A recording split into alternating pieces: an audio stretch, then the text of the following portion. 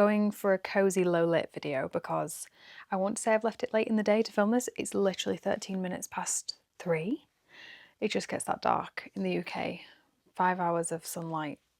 We're working with what we've got. The candle is burning, the low light is on, and I'm rounding up, not rounding up at all. I'm telling you my best reads, my best books of 2025. So I set myself a goal of reading 35 books. I read 29, so I mean, there's like a week and a half left of 2025. I don't think I'm going to read 6 books.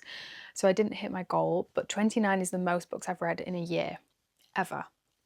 So I'm going to take that. I'm going to take that as that I've not reached the numerical goal that I set, but I have achieved something. So I rated 7 of those books 5 stars out of the 29 that I read. 7 felt like 5-star reads to me, but I've only picked 3 as my best books of the year because I am kind of, the criteria for best books of the year for me was, will I reread them? Did they make an impact? Do I still think about them today? 2 of these I read in January and February, so it was literally like basically a year since I read them, and I still think they are wonderful books that I want to reread. We'll start with the first one that I read. I think I actually began this last December and then finished it in January. I read this on my Kindle. The Kindle edition was like 500 pages, but this tiny copy is 399. This is A Tree Grows in Brooklyn by Betty Smith. I got this copy from World of Books because I obviously read it on my Kindle whilst I was travelling, but I loved it so much that I needed a physical copy. So then when I reread it, I have a nice, lovely physical copy. The spine's already broken, so I can bend it and annotate it without feeling too guilty. So this is a coming-of-age novel set in the early 1900s, just at the turn of the century. Follow Francie Nolan, who is a daughter in a very poor family in Brooklyn, hence the title. There's some really intricate and important themes in here. Smith covers alcoholism, family dynamics, poverty. It's a very complicated relationship between the mother and the daughter. Really, really beautifully written. I bawled my eyes out at this book, like genuinely. I remember not being able to read the words because I was like glassed over with tears and I had to stop reading. I was like, I need to take a minute, and I honestly can't wait to reread it. I want to give it a little bit more time. I did read it, like I said, maybe like a year ago, but I feel like I definitely don't want to pick it back up yet. I want to almost forget what happens so that I can read it with not fresh eyes, but like pretty fresh eyes, if that makes sense. We really started the year off strong with this one and I absolutely loved it. I did write a full review of this on my Substack if you want to go read like a detailed written review.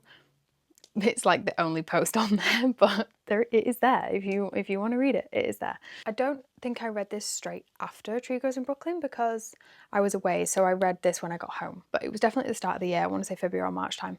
This is Stoner by John Williams. This book got me out of a reading slump. This is, I feel like, become a little bit of a buzz book on the book like social media platforms this year. Like, all of them. YouTube, Instagram, TikTok. I don't have TikTok or use Instagram too much, but I keep seeing this everywhere. And I do feel like it's one of those that kind of warrants it. Sometimes I think a book kind of gets popular and people run with it, but this genuinely is fantastic. And this is set in the 20th century in America. I've got one English book. Both, obviously this one and the last one, are set in America. This is about William Stoner, who is the son of a farming family, and he is sent to university to study agriculture so that he can work on the family's farm.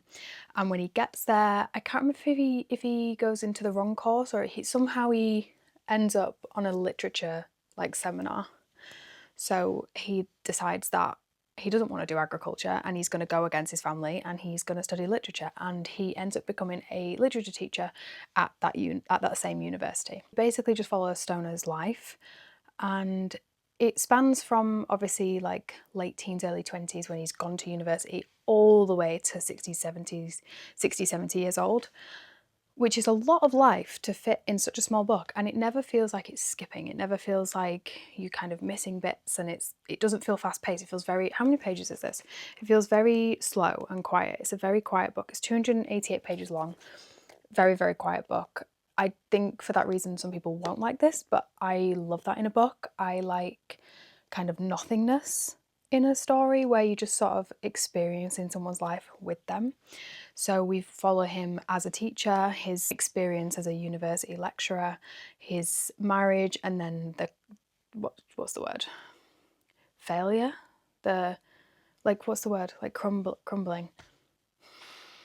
It's almost like a meditation on how a simple life can also be a fulfilling life, and how enjoying your work and feeling passionate about your work is important. It's just a really, really great read. If you like books, if you like English literature, you like quiet stories, this is definitely one that you will enjoy. I loved this, and it did pull me out of a reading slump, so I love it even more. It's great. It's really, really great. And then I did obviously read a few 5 stars because I have only picked 3 and I had 7. I did read other 5 stars between those 2 books and Pride and Prejudice, but none of them I feel like I would reread. None of them really felt warranted to say like these are the best books of the year. Until Pride and Prejudice by Miss Jane Austen. This is the first classic I've read in a while. It is the first Austen I've ever read. I've obviously read classics before, but I think sometimes you have to almost remember how to read them. Like it's a very different type of reading, mainly because of the language. Like a lot of the things, the wording just isn't the same as how we speak, so it requires your brain to work a little bit harder. If you don't know the story, it is about 5 sisters who are basically all out in society. They've all sort of come of age. There is quite an age gap. Some of the older sisters haven't married off yet. Anyway, so Elizabeth, Lizzie and Jane are the 2 eldest sisters, so we mainly follow them, and it's just basically a classic love story. They don't come from an ultra rich family, but their father has money, but it can't be left to them in the estate. So it's very important throughout the whole book that they marry well and marry highly. Also get to understand the pressure that the high society families and women used to feel to marry well, marry off, and the mother in most cases to get her daughters married off. I really, really enjoyed this. It did take me a little while to read it. I think I spent like 2 weeks dipping in and out and to read like the first 150 pages, and then I read it all, basically like finished it in one sitting in an airport and then on the plane. And I'm not joking, I was on the last page where it says, wait, let me show. Oh, I can't find it. Anyway, where it says Finis, F-I-N-S. And they turned the lights off to land, and I was like, could you have picked a worse time? I had a page. So I was literally with my phone so I could finish this. Really great, and I want to read Sense and Sensibility next. But I think I'm going to give Austen a break and read Middlemarch by George Eliot. By the way, I picked up this copy in a charity shop for 50p the other day. She said 50p. I said, are you sure?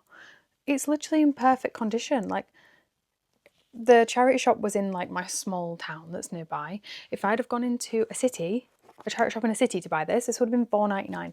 50p like actually blew my mind. So I think that's going to be my next classic read before I read Sense and Sensibility, just because I don't want to read all Austen back to back. It's my best books, must reads. There's no other way to say that, of 2025. I would highly recommend any of these 3. I think if you pick them up, you will enjoy them. If you do pick them up or have read them, please leave me a comment. I like to chat. Thanks for watching. Bye.